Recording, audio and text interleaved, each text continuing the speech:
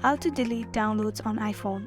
There may be two types of downloads, that is folder and file. If you want to delete any folder, go to your photos, press and hold any of the picture that you want to delete. Now you want to tap on delete from library. Then you want to tap on delete photo, and in this way the photo will be deleted. You can also choose multiple pictures at a time and delete it. Tap on select, which is on the top right corner, then keep on selecting the photos that you want to delete.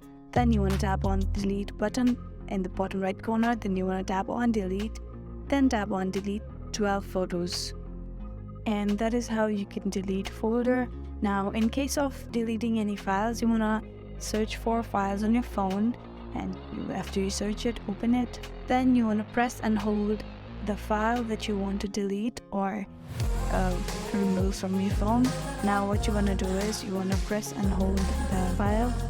Then you want to tap on delete, which is on the very bottom. In this way you can delete a file from your device. You can also choose multiple files and delete them. For that you want to tap on the three dots on very top right corner. Then in the pop-up you want to tap on select. After you do that, select all of the files that you want to delete and then tap on delete in the bottom right corner. I really hope this video helped you out. Thank you so much for watching till the end.